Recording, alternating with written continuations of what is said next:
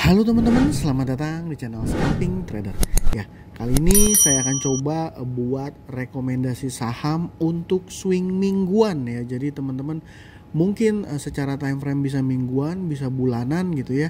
Dan ini saya buat saya buatnya di hari ini tanggal 20 April 2025 ya. Jadi untuk market di tanggal 21 Maret ya. Jadi memang ini saya coba buat karena ada saham yang menurut saya menarik dan ya belakangan ini satu minggu ini sepertinya IHSG-nya sudah tidak ada volatilitas gitu ya. Jadi ya mungkin beberapa sentimen diantaranya pengumuman bahwa Danantara itu akan invest ke stock market kita dan juga BPJS juga akan naikin porsi seperti jadi angin segar ya untuk market kita. Jadi satu-satunya hal yang memungkinkan IHSG itu koreksi dalam lagi yaitu ya kebijakan Donald Trump dan perang dagangnya ya dengan China ya.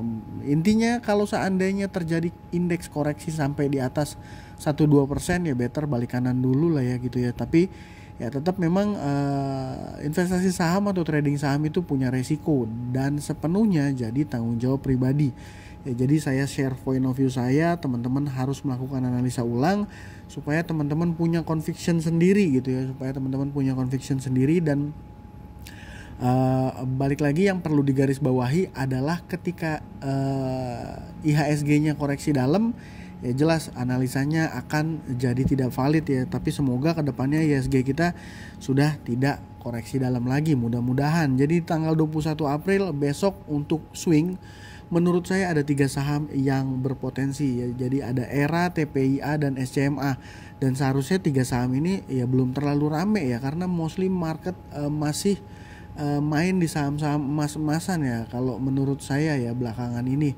Dan kemarin saham IPO Fore. Jadi 3 saham ini mulai bisa untuk teman-teman pertimbangkan untuk entry dan buat trading plan-nya ya. Jadi saya akan langsung aja ke pembahasannya kenapa 3 saham ini menarik.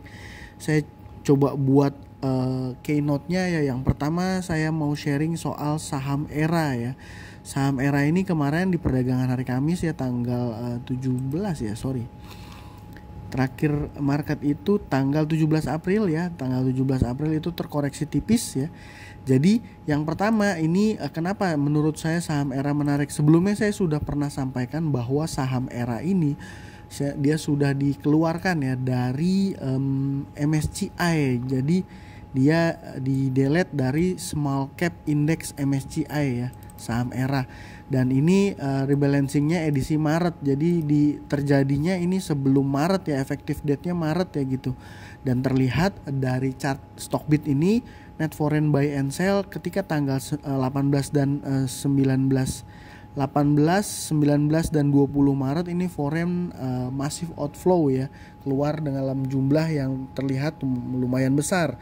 Dan kenapa sahamnya menarik menurut saya ketika outflow dari foreign ini masif ya, ini ada yang nadah karena sahamnya sendiri ya, ketika dia turun sahamnya sendiri justru ketika foreign keluar dalam jumlah besar kan sahamnya sendiri malah naik gitu ya. Artinya apa? Artinya ada yang nadah.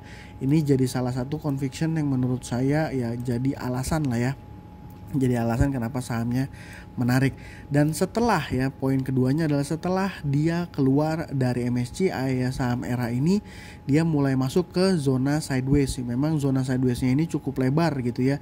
Jadi kalau teman-teman lihat ini high low ya, lower low, ini higher low, ini lower low lebih rendah dari ini higher low, ini lower low dari ini ya.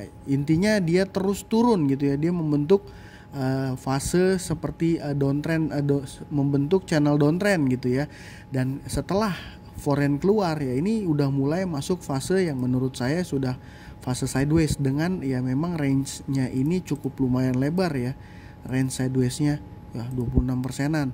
Ya, dan di posisi saat ini teman-teman dia ada di menurut saya ini posisinya ada di resist ya. Jadi posisinya posisi nanggung di sini gitu ya. Nah, kalau seandainya teman-teman mau entry ya menurut saya di saham ERA ini harusnya ya dia ada di atas 430 ini sudah better, dan di bawah 420 ya better exit dulu. Tapi kalau seandainya teman-teman yang nggak mau buy on breakout ya, kalau ngelihat ini ya mungkin bisa antri-antri di area 410 sampai 410-an lah, kalau dapat itu menurut saya oke gitu ya. Dan ya yang ketiga conviction saya adalah ya beberapa waktu lalu tuh sudah ada di news ya newsnya ini di bulan Maret ya, anak dari Pak Agwan ya jadi komisaris utama dari saham Era ini. Dan ya seperti kita ketahui Agwan adalah pemilik dari konglomerasi Agung Sedayu ya, grup konglomerasi Agung Sedayu. Jadi memang ya saham-sahamnya dia di maintain ya, jadi itu juga jadi salah satu conviction yang menurut saya ya saham Era ini menarik. Jadi buat teman-teman nanti tinggal watchlist aja trade plan-nya gimana. Teman-teman lihat aja kalau seandainya dia bertahan di atas 430, menurut saya ini arahnya udah jelas akan ke atas. Atau kalau seandainya dia akan turun lagi ya mungkin bisa teman-teman consider untuk coba buy bertahap gitu ya. Intinya ini saham Era sudah mulai menarik, dan setelah pasca keluar dari MSCI ini volume yang terjadi juga sudah mulai menarik ya. Sudah mulai muncul gitu volumenya. Ini kan turun dan ini udah mulai ada perlawanan, dan ini masuk fase sideways-nya. Ya, asumsi saya ini kedepannya akan ada rally mudah-mudahan lah ya sahamnya ini akan naik kenceng gitu ya. Nah, seperti itu. Yang kedua saham TPIA ya, tadi saya sampaikan saham TPIA. Nah, kenapa saham TPIA ini menarik? Ini berdasarkan keynote saya catat sudah mulai banyak informasi di portal media ya, di keterbukaan juga ada ya. Jadi saya ambil dari salah satunya ya, dari kata data ini disebut akan IPO di semester 1 2025, yang mana harusnya dalam waktu dekat ini ya, semester 1 kan, kalau semester ada 2/6 bulan ya, sekarang bulan 4 ya, artinya masih 2 bulan ke depan ya, harusnya di bulan Mei atau Juni kalau semester ya. Ya seperti itu. Ini kedepannya CDIA akan IPO ya, biasanya saham-sahamnya Pak PP kalau seandainya IPO itu beberapa saham-saham lain ya dari grupnya Pak PP itu akan terkerek naik. Dan karena CDIA ini adalah anak usahanya dari TPIA gitu ya, ya mostly menurut saya ya TPIA sendiri akan jadi salah satu saham yang bergerak ya terhubung langsung gitu. Dan jadi menurut saya pola pergerakannya akan beratnya akan ke TPIA. Karena kenapa? Brand, cuan, dan PTRO menurut saya ya belakangan transaksinya masih kurang begitu oke ya. Dan ketika TPIA ini mengalami penurunan ya di IHSG kita ya, IHSG kita koreksi dalam waktu itu di tanggal 18 Maret, ini TPIA reboundnya cepat dan sekarang udah masuk fase sideways. Ini kemarin saya sempat beli juga ya teman-teman, saya sempat beli ya.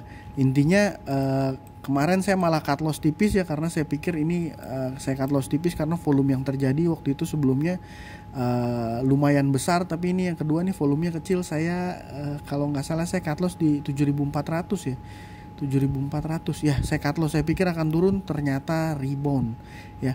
Kalau nggak salah ini reboundnya di menjelang terakhir. Nah iya ya, jadi saya turun di 7.400, di sini saya cut loss ya, ternyata di penghujung closing dia ditarik. Di TPIA ini menurut saya menarik. Kenapa? Karena mostly alasannya yang pertama dia masuk di indeksnya MSCI ya. Indeksnya MSCI itu bisa kita lihat ini ya. Nah ini dari websitenya MSCI bahwa ya top konstituennya salah satunya Chandra Asri Pacific ya. Jadi persen weightnya 3,4 ya, 3,4 Chandra Asri Pacific ya, TPIA.